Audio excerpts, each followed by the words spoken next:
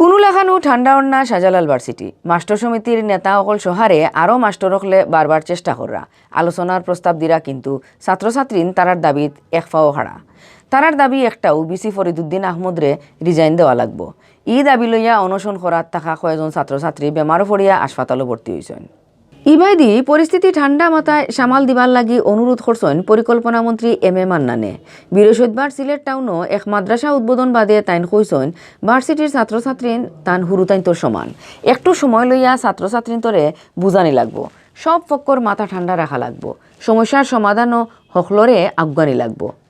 জ্বালাই লাগুইন সেও যেন গি না ডালে। শাহজালাল ভার্সিটির আন্দোলনের 7 নম্বর দিন আছিল বৃহস্পতিবার। গেছে খাইল বুধবার বিয়াল 3টা থাকি মরার আগ পর্যন্ত অনশন করাত লাগছেন 24 জন ছাত্রছাত্রীয়ে। রাইত খেসা ঠান্ডার মাঝেও তারা বিসির বাসার সামনে থাকি গতর লড়াইছেন না। একটানা 24 ঘন্টা মুখকুন্তা না দেওয়ায় 60 জন ছাত্রছাত্রী বেমার পড়ছেন। তারারে নিয়া ভর্তি করা হয়েছে হাসপাতালও। 11 জনের জায়গাতেও স্যালাইন দিয়া রাখা হয়েছে। এর বাদেও তারা মুখে কুন্তা খাইছেন না।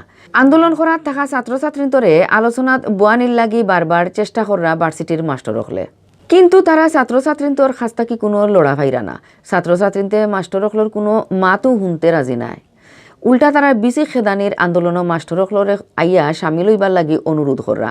রাত 9টাত ই রিপোর্ট লেখার সময় বিসি খেদাও আন্দোলনে 7 নম্বর দিনের লাখান মাঠ গরম করিয়া রাখছেন শাহজালাল ভার্সিটির ছাত্রছাত্রীতে। এর মাঝে অনশন করার থাকা 11 জনের স্যালাইন চলের।